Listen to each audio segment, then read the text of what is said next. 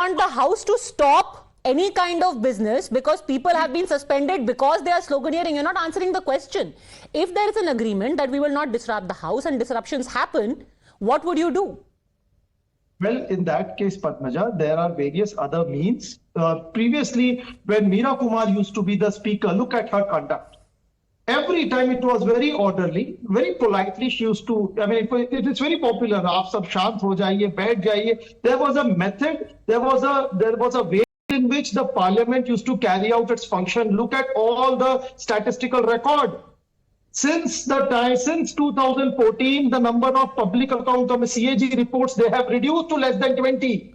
The number of business that have been transacted have been reduced. The number of deliberation have been reduced. Number of hours have been reduced. Parliament has ceased to function as a deliberative institution. But the Vice President today said we still had about 70% productivity. However, disruptions are being weaponized. Manoj Yadav ji, vice president का कहना है, I'll come to you JVC Shriram, vice president कह रहे हैं कि disruptions को एक हथियार बना लिया गया है इन ऑर्डर टू इंश्योर कि आप घेर मोदी सरकार को रहे हैं और आप कोशिश तो मोदी सरकार को घेरने की कोशिश कर रहे हैं, but the loser is Rajya Sabha and Rajya Sabha business.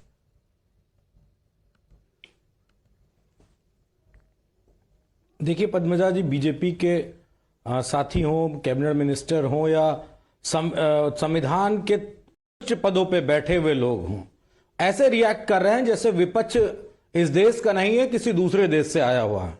क्या मैं समझूं? आप लगातार विपक्ष को निशाना बना रहे हैं. हम किससे कहें? हम संयुक्त राष्ट्र संघ भी नहीं जा सकते. अगर संयुक्त राष्ट्र संघ जाते हैं कोई बात लेके अपने देश की, तो उसमें भी हमारी भारी बेइज्जती है.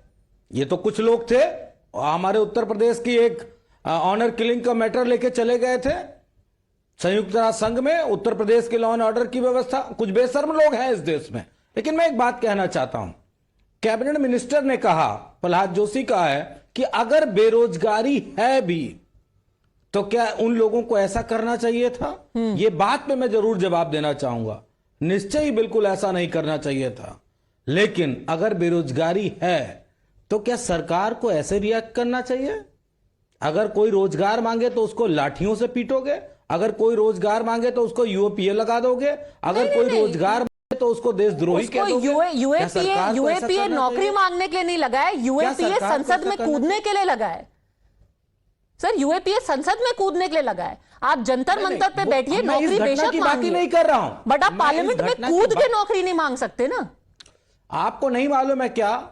एक सेकंड, अग्निवीर को लेके आंदोलन हुए, कितनों पे यूएपीए लगा दिया? क्योंकि ट्रेन जलाई गई. कौन से मैं उदाहरण दूं? ट्रेन जलाई गई. सरकार ने जो 2000, आप कह रहे हैं कि ट्रेन जलाने के बाद क्या करना चाहिए? उनको मंच पे बैठा करके उनको ऑलिव ब्रांच देना चाहिए.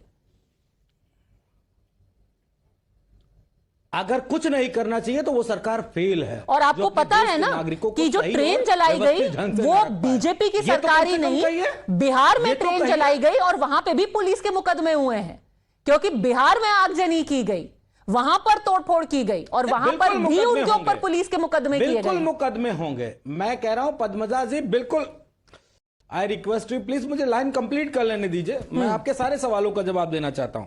जो सरकार 2014 से पहले जो पार्टी इस देश के चुने हुए मुद्दों को सामने रखती थी, चाहे वो रोजगार की बात हो, चाहे भ्रष्टाचार की बात हो, चाहे नोटबंदी को जो उनका भ्रष्टाचार में इंक्लूड है, चाहे वो और तमाम सारे मुद्दे हों, उनको छूना नहीं चाहती है.